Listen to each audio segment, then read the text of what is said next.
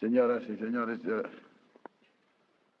quiero que el comienzo sea para saludarlos a todos y agradecerles que han sido tan amables de responder a esta invitación para tratar un pequeño problema dentro de nuestro gran problema, pero que tiene en este momento una importancia bastante marcada, que es la consideración del proyecto de contrato para la explotación petrolífera. En esto es indudable que podrá estudiarse el problema desde distintos ángulos y apreciarlo, y observarlo con distintas limitaciones. Yo quiero darles a los señores legisladores peronistas la sensación de la consideración integral y de conjunto del problema, como la debe ver el gobierno. El técnico la mirará naturalmente por el agujerito de la técnica y no ve nada más que un sector de este problema. El abogado la mirará desde el punto de vista jurídico y también va a ver un pequeño sector. Nosotros, desde el gobierno, debemos verlo como la solución nacional y, en consecuencia, como un problema integral, no sin limitaciones o sin críticas limitativas de ninguna naturaleza. Por eso yo quería hacer una exposición que no será todo nuevo, porque yo he hablado ya muchas veces y en el gobierno se ha hablado y los señores legisladores también han hablado. Pero recapitular desde un punto de vista integral las distintas cuestiones que nos impulsan a considerar en conjunto este problema como una solución indispensable de un problema que es el más grave de todos los problemas nacionales pendientes a solución del gobierno. Señoras y señores, el problema del petróleo en nuestro país puede sintetizarse históricamente en una cosa muy simple. Hace 48 años descubierto el petróleo, se dio piedra libre para todos y comenzó una carrera de explotación en la cual cada uno dio, asignó, regaló, arrendó o vendió concesiones a quien quiso venir a trabajar aquí. Como consecuencia de ello, las grandes empresas del Royal Dutch y del Shell, y etcétera, de los alemanes, de las distintas compañías que vinieron, comenzaron a trabajar en la prospección del petróleo. Como consecuencia de ello, el gobierno comenzó a ver que le dejaban el agujero, le llevaban el petróleo y le daban cuando mucho la mano y terminaba el problema, y eso no era naturalmente una, diremos, ventaja para el país. Pensando con buen criterio que era menester que el Estado se ocupase de la explotación del petróleo. Pero eso venía ya como una reacción contra el sistema de libre explotación petrolífera por reservas asignadas por cualquiera, que llevó a una lucha de las pequeñas y nacientes industrias del país con la Standard Oil, la Shell, Mex, la Kinkelin, etc. Bien. Como consecuencia de que se trataba de una reacción, cuando se llevó al Congreso para establecer una legislación aparente frente al problema, se fue al otro extremo. Vale decir, del monopolio extranjero se pasó al monopolio absoluto de orden nacional. Se pasó de un monopolio a otro monopolio. Yo no voy a criticar en manera alguna el monopolio estatal. Magnífico. Lo voy a considerar en sus efectos. Porque claro, cuando se hace un monopolio para sacar ventaja, no para sacar desventaja, ¿no? Si el monopolio produce desventaja, mejor no ir al monopolio. Sobre todo el monopolio estatal. Y yo veo que, analizado de una manera, diremos, desapasionada este problema y sin prejuicios de ninguna naturaleza, visto solamente desde el punto de vista del interés nacional, el monopolio estatal ha sido perjudicial, porque no ha dado al país ni siquiera el 40% del petróleo que el país necesita para enfrentar las actuales necesidades. No hablemos del futuro porque el crecimiento o la velocidad de crecimiento de la necesidad de combustible aumenta con una celeridad tal que nosotros no la alcanzaremos jamás con el ritmo de crecimiento de la producción. ¿Por qué no la? Porque no tenemos los capitales necesarios. Y aun cuando los tuviéramos, no tendríamos quizás los materiales necesarios para realizarlo. Ahí está el problema planteado en pocas palabras. Nosotros pensamos que esto hay que estudiarlo y que esto hay que defenderlo, pero defenderlo en lo que es justo, no en lo que es injusto, en lo que es conveniente, pero no en lo que es negativo o inconveniente. Nadie nos puede negar a nosotros que nosotros hemos sido los campeones de la nacionalización, no de los discursos, no, de la nacionalización efectiva de las cosas que habían sido desnacionalizadas en nuestro país. Sí, bueno, pero eso también tiene un punto límite, porque cuando esa nacionalización comienza a ser perjudicial para el país, no, nacionalizamos en conveniencia del país, pero no en inconveniencia del país. Esto es lo que hay que establecer perfectamente bien antes de opinar sobre este problema. La opinión técnica no interesa esto. Aquí es la opinión de un problema nacional, analizado desde los distintos puntos de vista necesarios como solución nacional y como conveniencia nacional, sin prejuicios de otra naturaleza. No es un problema para sectarios. Los sectarios generalmente resuelven preconcebidamente. No, este es para gente pensante y gente consciente, que defiende sectariamente los intereses nacionales, que es el único sectarismo que yo acepto y que yo, diremos, practico. Señores, este monopolio estatal, que en 48 años ha dado un poco más del 40%, de la necesidad de petróleo, en los actuales momentos, por las razones que enseguida voy a explicar, es un asunto peligroso para mantenerlo cerradamente. Como dije antes, yo soy enemigo del monopolio internacional, pero no soy tampoco amigo del monopolio nacional. Soy enemigo del monopolio internacional porque ese es un monopolio de expoliación. Y soy enemigo del monopolio nacional porque resulta peor remedio que la enfermedad. Porque ese remedio es contra el monopolio que nos daría la totalidad del petróleo necesario. Y él no nos da ni siquiera la mitad del petróleo que necesitamos. Ahí está el problema en su verdadero enfoque, en su verdadero punto de vista inicial como solución del problema actual de la República Argentina. Señores, estaría de más que yo analizar aquí lo que hemos nosotros vivido en la Primera y en la Segunda Guerra, por no haber resuelto estos problemas en su oportunidad.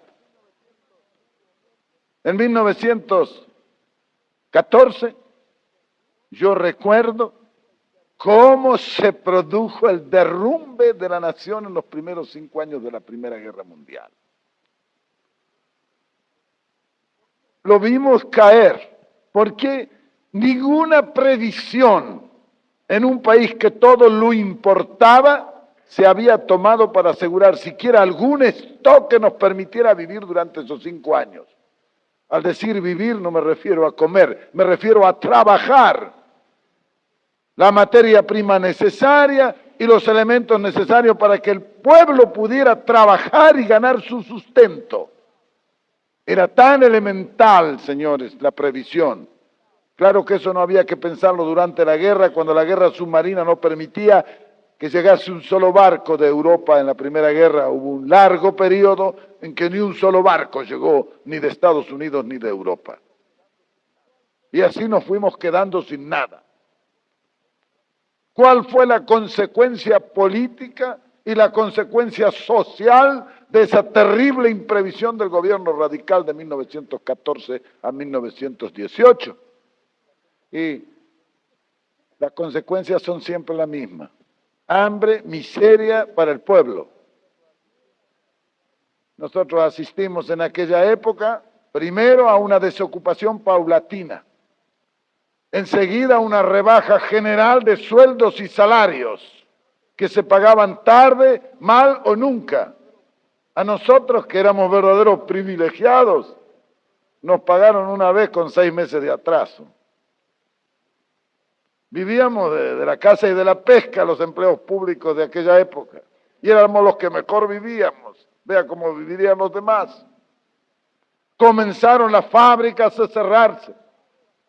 Como consecuencia de esa inactividad y de esa falta de pago, los comercios llegaron a una atonía extraordinaria y en consecuencia los empleados y todos los que servían a esa actividad comenzaron a correr la liebre, como decimos nosotros popularmente. Ya ese fue un problema de hambre, no fue un problema de falta o de estímulo o de atonía en la economía nacional.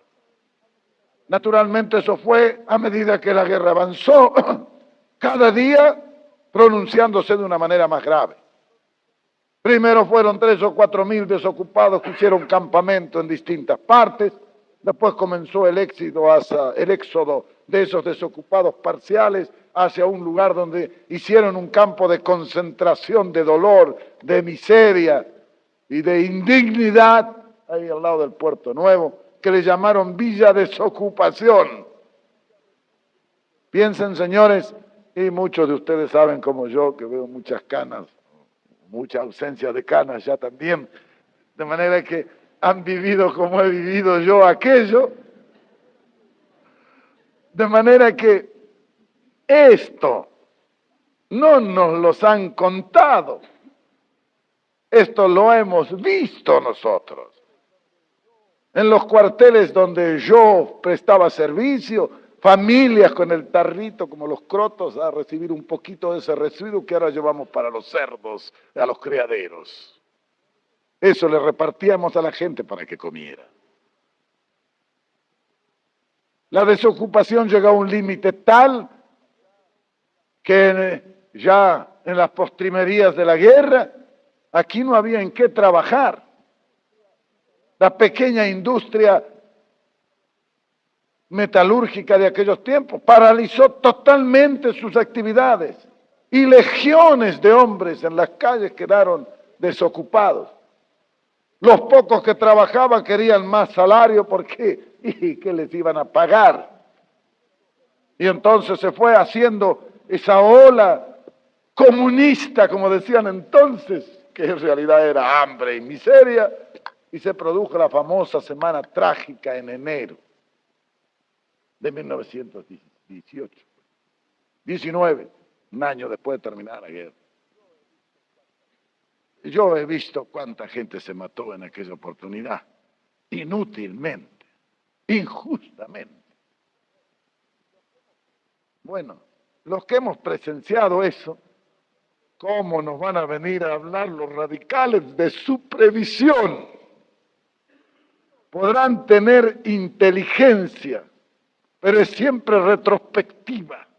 Previsión no han tenido jamás esa clase de inteligencia. De manera que podríamos pensar nosotros que si viniese en el futuro una guerra, nos encontrase en las mismas condiciones en que lo encontró a estos señores, y eso es lo que querrían ellos. Pero nosotros no le podemos dar en el gusto. Nosotros tenemos que resolver estos problemas, porque en la Segunda Guerra tampoco fue mejor la situación, porque tampoco la previsión fue un dechado de acierto por parte de los gobiernos. Pero no vino bien porque eso terminó la revolución que nosotros hicimos. Por lo menos la aprovechamos para hacer algo bueno. Pero la situación fue terrible, porque en la Segunda Guerra, si bien no tuvimos el margen de desocupación, tuvimos una gran desocupación. Si bien no tuvimos los graves problemas que se presentaron en la primera, pero quemamos las cosechas. Quemamos el trigo, quemamos el maíz, y no quemamos hombres porque no llegó el momento, sino después de eso hubiéramos echado a la hornalla a los hombres, ¿sabes? De modo que los problemas han sido demasiado graves para que nosotros nos olvidemos ahora que enfrentados a una tercera guerra, porque la tercera guerra se va a producir, todo esto son cuentos, esto que están haciendo, todo postergando y todo, no, esto se va a producir, no hay nada que hacer. Esta es una cosa a corto o a largo plazo, pero que va a ser, no tengo la menor duda. Y aun cuando tuviera la duda entre las dos cosas, yo elegiría la que nos puede perjudicar, no la que nos puede beneficiar para prever. Entonces, si eso se puede producir, ¿qué vamos a estar pensando y esperando para resolver los problemas que nos van a conducir a un caos que ya hemos presenciado en las dos guerras pasadas? ¿O es que será mejor que produzcamos con nuestro chacarero para quemar el trigo, para quemar el maíz? Eso era posible hacerlo cuando le pagaban 2 pesos por el quintal de maíz. Sería muy caro y quemar maíz a 50 pesos, ¿saben? Es una cosa que cae de su propio peso. En los años de miseria y de explotación, y el producto del trabajo podía quemarse. Hoy no nos podemos dar ese lujo de quemar el producto del trabajo de la tierra y de nuestros hombres. Entonces hay que resolver estos problemas. Y hay que resolverlo con la cabeza, no con los pies, como lo han resuelto en otros tiempos. Eso es lo que me parece a mí que es lo lógico. Y por eso yo he querido darle los puntos de vista nuestros y el análisis nuestro, sintético, para no complicar mucho las cosas. Bien, sobre esta base histórica que nos da un punto de partida, analicemos el problema brevemente en sus términos y sintéticamente en su consideración.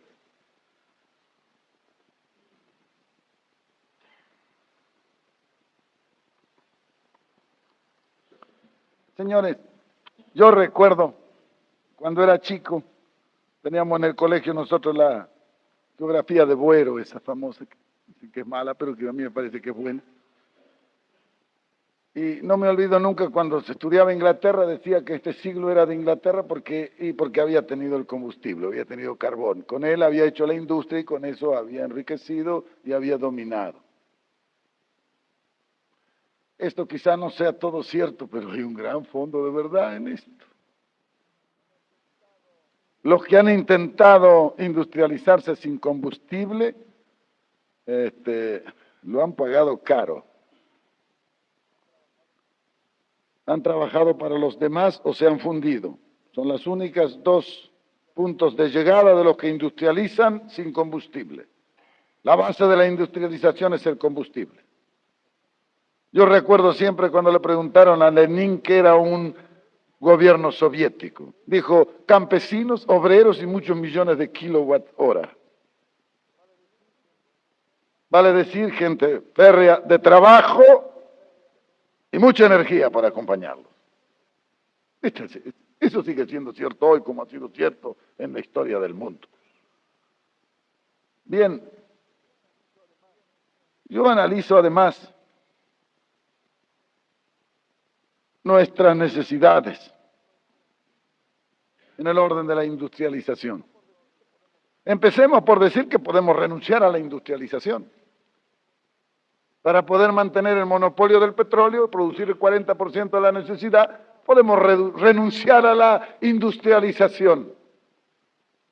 Pero yo pienso que sin industrialización del país nosotros no vamos a resolver el problema del país. Las masas urbanas son demasiado grandes para tenerlas inactivas y vivir de los que trabajan las masas rurales, que ya van siendo cada vez más chicas. Eso es un problema superado por nuestro tiempo y por nuestro país. De manera que vamos a la industrialización o nosotros no resolvemos ni el problema social ni el problema económico del país. De manera que no podemos renunciar a eso. Si no podemos renunciar a eso, hay que resolver el otro problema que lo posibilite. Sin las posibilidades de una energía suficiente, no podremos nosotros industrializar al país y menos aún dar trabajo a nuestros ya 20 millones de habitantes. Ya el problema nuestro comienza a ser un problema de trabajo. Ya este pueblo no puede ser de pastores y de agricultores porque entonces va a trabajar un 10% de la población. Hay que darle trabajo al otro 90%, que si no industrializamos no va a tener en qué trabajar. Ahí está el verdadero problema. Señores, nosotros calculamos bien, a través de estudios muy detallados y muy minuciosos y muy investigativos, las necesidades energéticas del país. Este es un problema que no tiene solución, sino a través de grandes soluciones en el orden de las posibilidades de los combustibles. Nosotros necesitamos el doble de la energía que actualmente estamos consumiendo. El doble necesitamos para satisfacer las necesidades actuales solamente. Nosotros estamos tirando de la cola y ustedes ven cuando uno se va a instalar con una industria y dice, tengo todo listo, estoy parado. ¿Por qué? No tengo energía.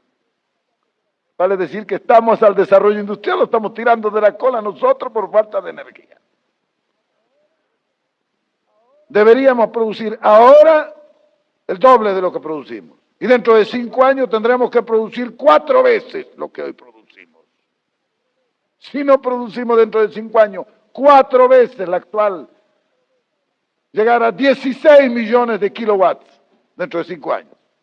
Estamos produciendo 4. O de metros cúbicos de petróleo, si quieren. Hago proporción, no hago estadística.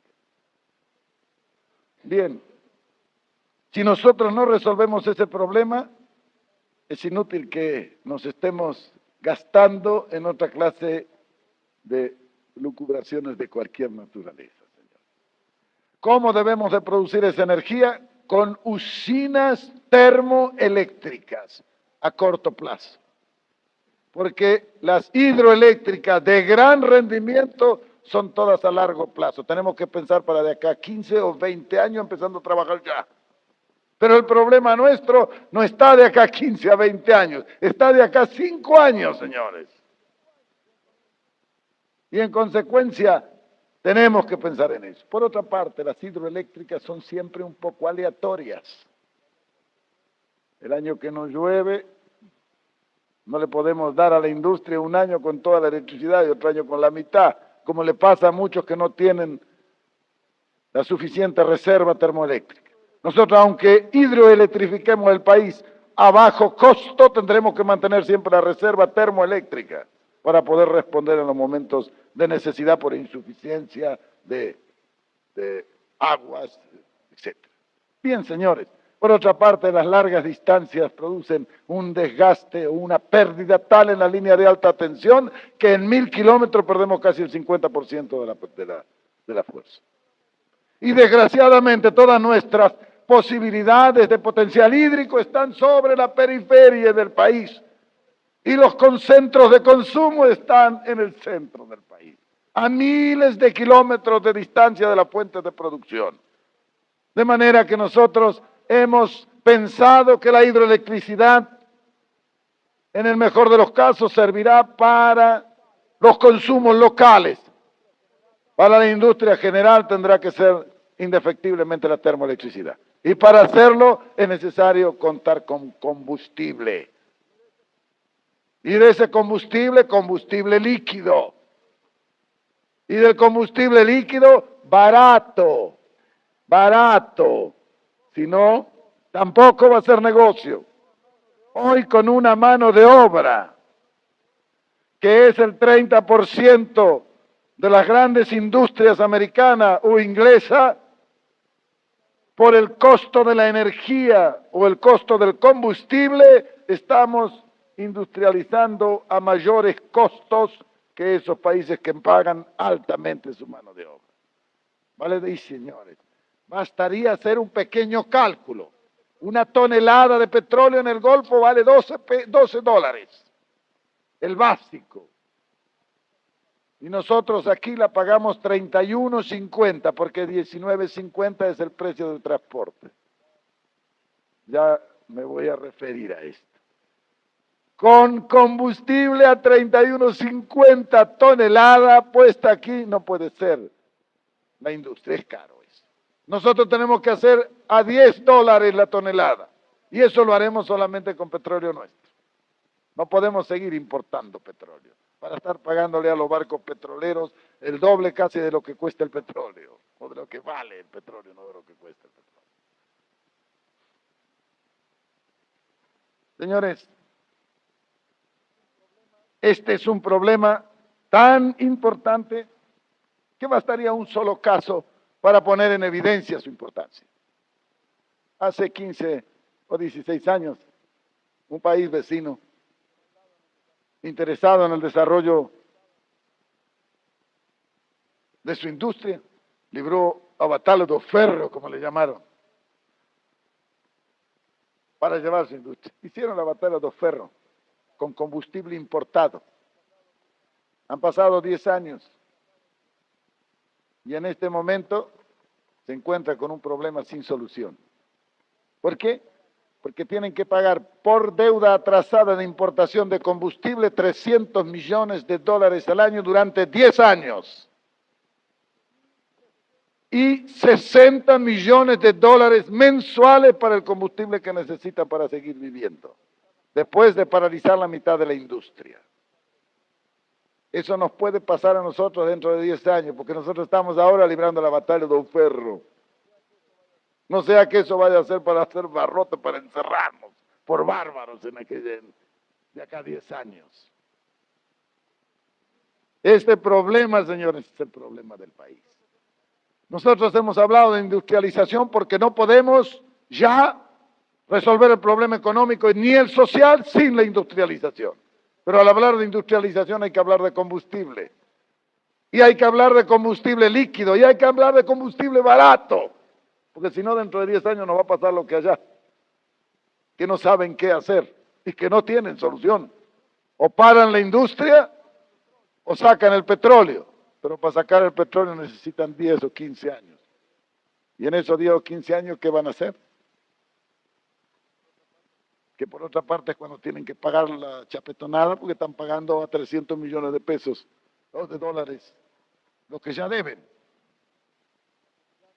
Y acumulando déficit. Nosotros no tenemos mucho que criticar eso, no lo critico, yo lo presento como un ejemplo de imprevisión. Y he dicho muchas veces que el que no tiene buena cabeza para prever tiene que tener buenas espaldas para aguantar o buena bolsa para responder. Eso no se puede arreglar con unas buenas cosechas. No, eso hay que arreglar de otra manera. Hay que buscar la forma de financiar. Señores, el problema de las divisas en relación con el combustible lo acabo de mencionar.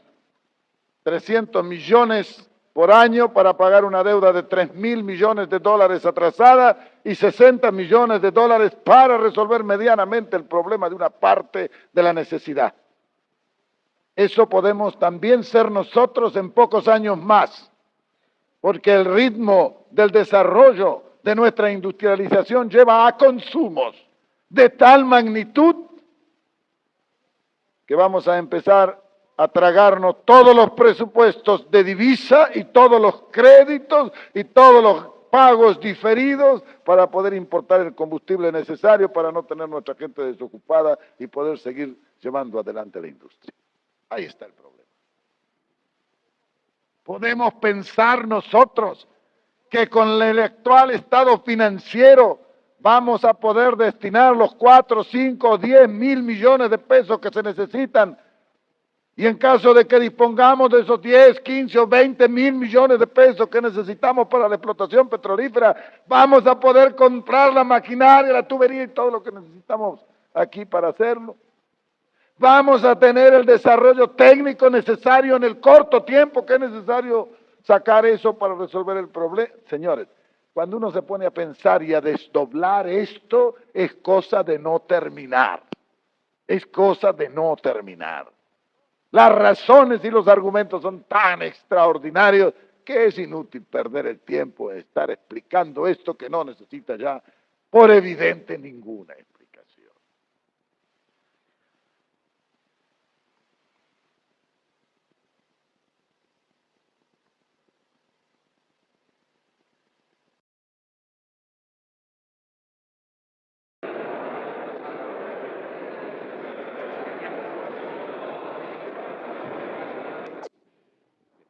Cosa de no terminar.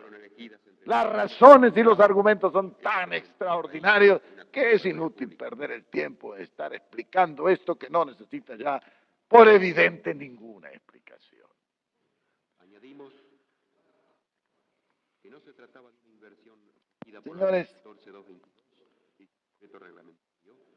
una radicación el costo del combustible actual en la República Argentina favorable perspectiva de nuestra economía permitiría que nosotros desarrolláramos nuestra industria con petróleo importado en el hipotético caso que dispusiéramos de las divisas necesarias para importarlo.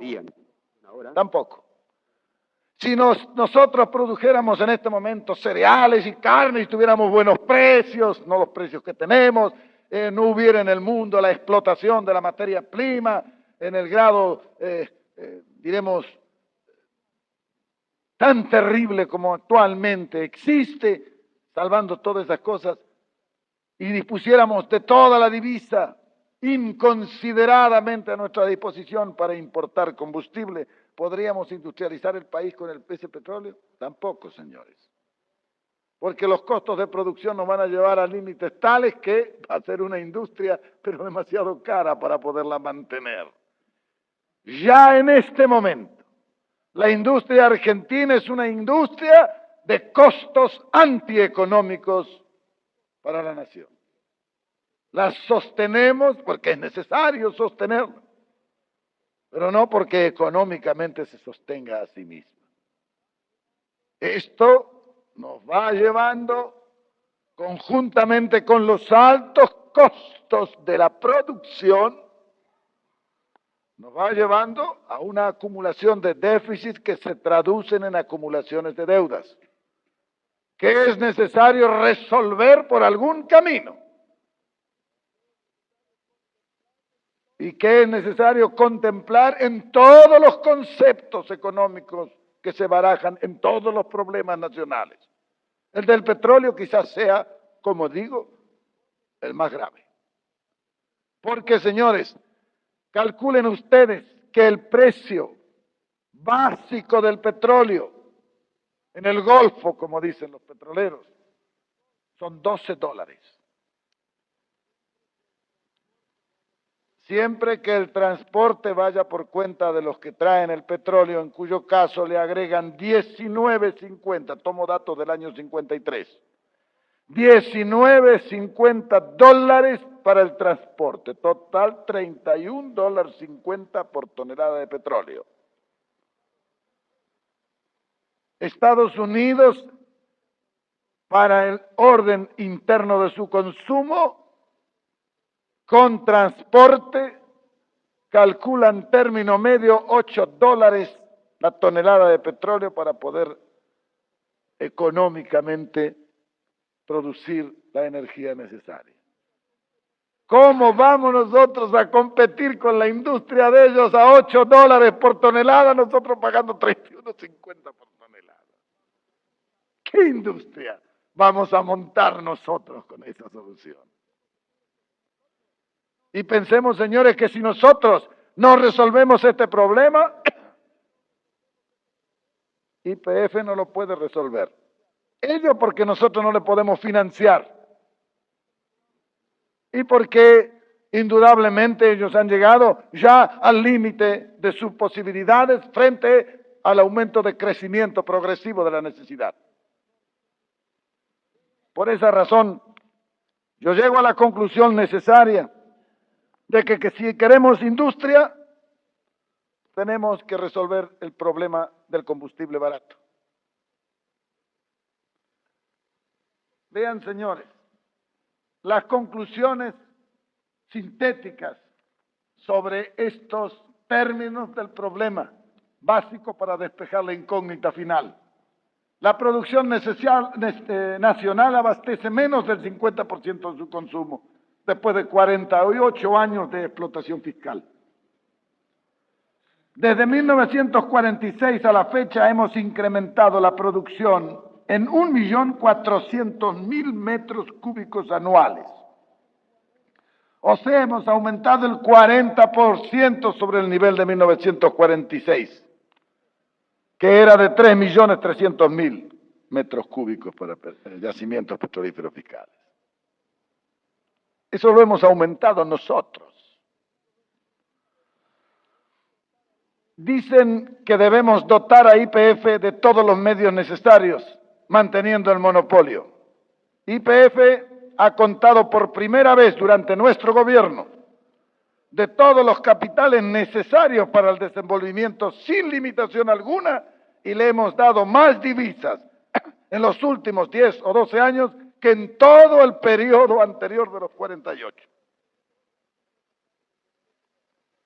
Por otra parte, es evidente que para alcanzar el aumento de la producción logrado hacen falta capitales y divisas. Se calcula que de cada $3 de petróleo obtenido hay que invertir en materia de compras en el exterior $1. Desde luego, debe reconocerse que el aumento de la producción que hemos logrado es una consecuencia no solo del esfuerzo de la repartición, sino de los medios que el gobierno le ha provisto. Dicen algunos opositores que deben mantenerse el monopolio en favor de YPF. Lo dicen ahora. Cuando han estado en el gobierno no han hecho nada, ni siquiera lo que dicen. Esto quizás sea una ventaja para nosotros. La solución lógica es poner término al antagónico concepto de YPF y empresas. Es decir, ni el monopolio de las empresas, ni el monopolio de YPF. YPF y empresas trabajando conjuntamente en colaboración para la solución de un solo problema, que es el problema nacional. Ahí está la solución. En esto también una tercera posición, como hacemos en todos los justicialistas. Así permitirá que YPF, constituyendo una gran empresa que produce el 50% de nuestra necesidad, para lo cual tiene que meterle duro YPF, no conversar más ya. Sacar petróleo. Con ese 50% le deja a las empresas particulares el otro 50%. YPF tiene ya reconocidos o más o menos indicados terrenos petrolíferos donde tiene $7.000 millones en petróleo.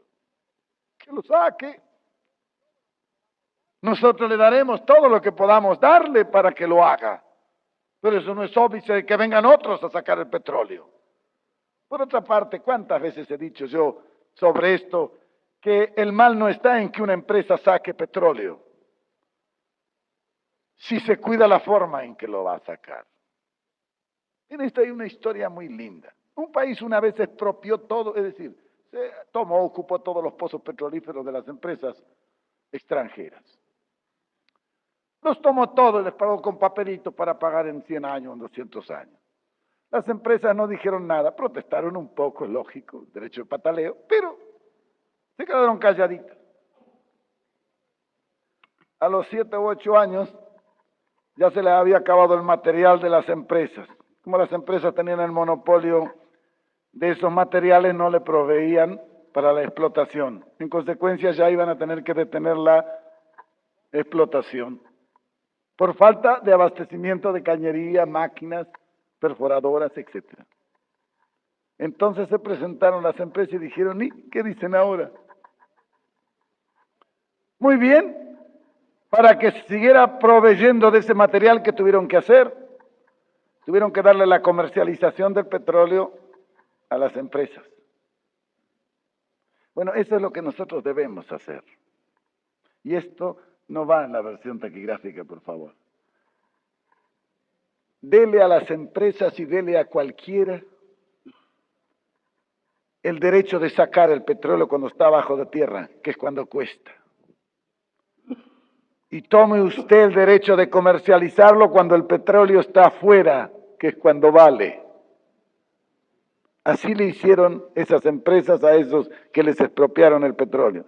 Se lo dejan que se lo saquen. Ellos le pagan al básico $12 por tonelada. Por eso está tan bajo el petróleo en el Golfo. Porque lo compensan con el transporte, con los 19.50. Déjenle que saque el petróleo, si después nos lo entregan a nosotros para que lo vendamos.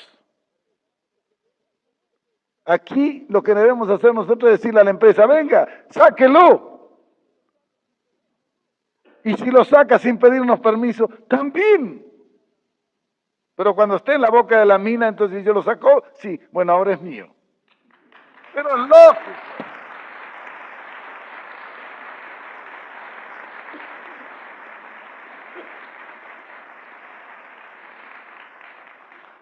Y eso es lo que dice el artículo 40. Eso es lo que dice nuestra Constitución. Eso es lo que ha perseguido. Dejémosle las minas, los minerales, todo cuando están allí, que sean del que lo saque. Pero cuando lo han sacado, eso pertenece al Estado.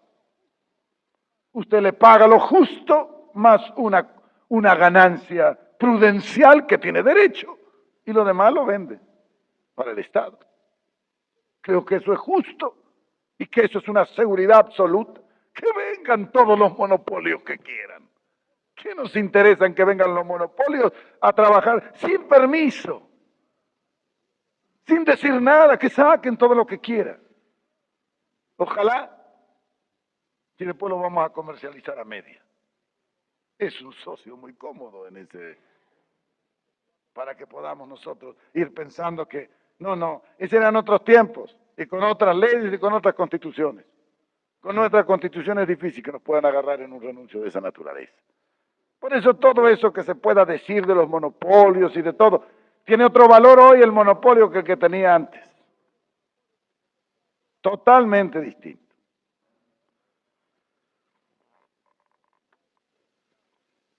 Señores, pero lo que más nosotros queremos remarcar es que nosotros tenemos que cambiar la política de presentar siempre a YPF como un enemigo de las empresas. ¿Por qué? No, YPF debe ser un amigo de las empresas.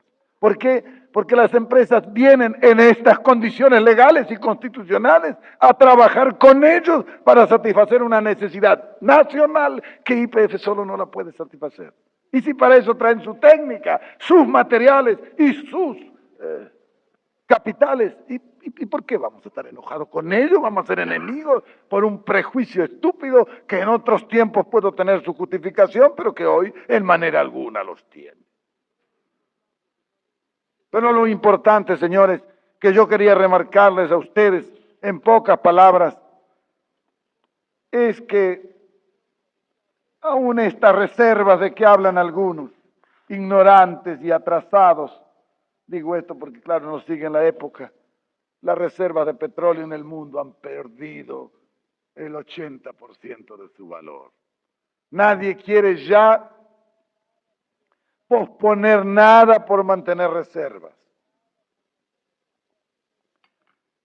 Vean ustedes Estados Unidos si hubiera pensado en mantener las reservas petrolíferas y no se hubiera mandado 1 millón de pozos petrolíferos en todo su territorio para sacar rápidamente, ¿cuál sería el problema que tendría por delante ahora cuando la energía atómica vaya paulatinamente reemplazando a la energía a base de combustible? Linda riqueza la van a tener ahí enterrada todos estos tontos que creen que todavía se puede seguir pensando en reservas. Las reservas, ¿de qué valen? Sí, no las vamos a utilizar para guardarles. Es como ese avaro que junta dinero y tiene el colchón lleno de oro y no tiene para comprar la comida. Y se muere de hambre. Después viene un vivo, mete la mano abajo del colchón y se alza con todo lo que ha ganado.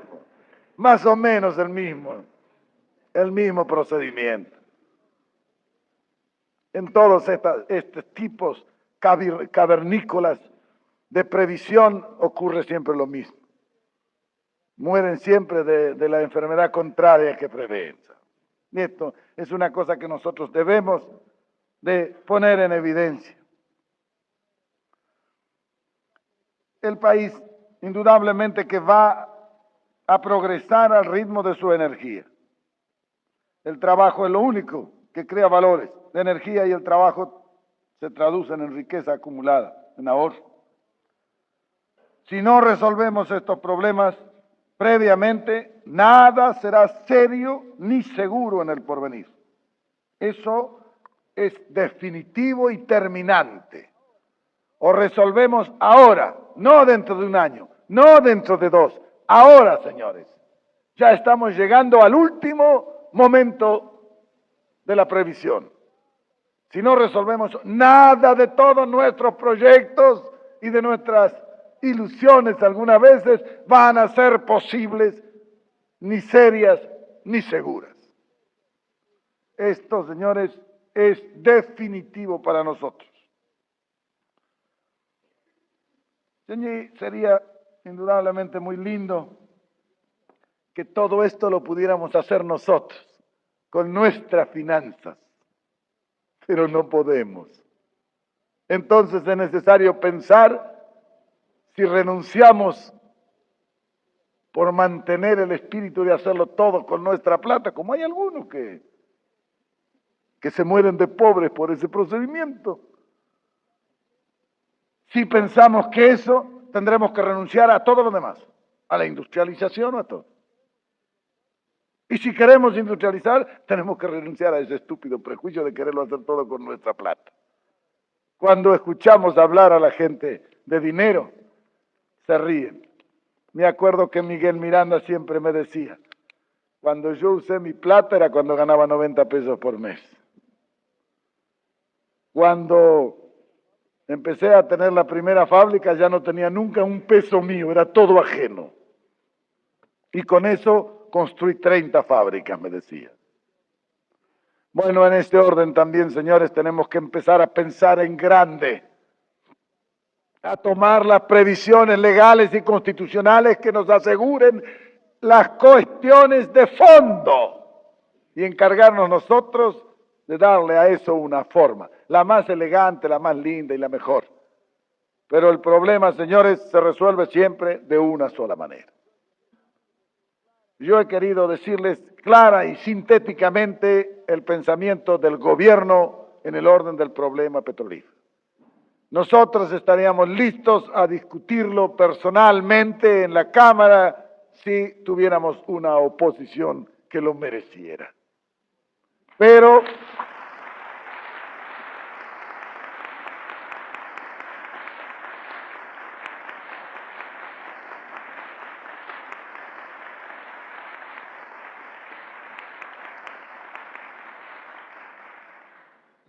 sería gastar pólvora en chimangos.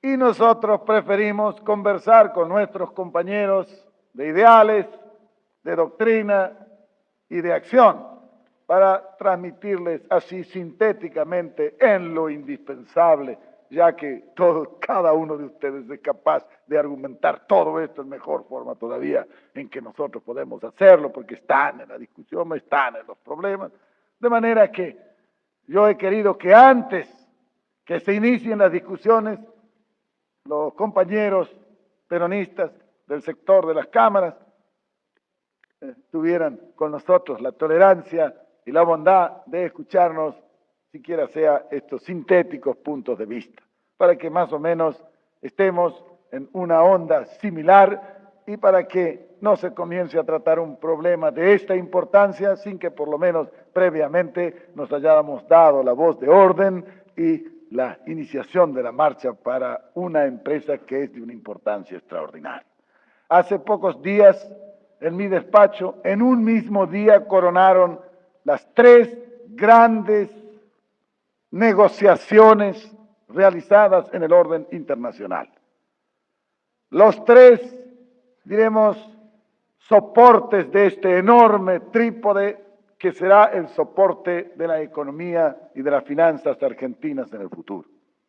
Vale decir, echamos las bases de las 3 grandes negociaciones indispensables para la solución integral del problema económico argentino. En primer término, firmamos el contrato para el trabajo de las empresas privadas en el orden del cateo y de la prospección petrolífera. En segundo, firmamos los contratos necesarios para la ampliación al más alto grado de la energía en su producción y distribución a lo largo del país. Y en tercer lugar, firmamos la aceptación de un crédito a empresas argentinas por el Export e Import Bank para el establecimiento en San Nicolás de la gran siderurgia central de la República Argentina.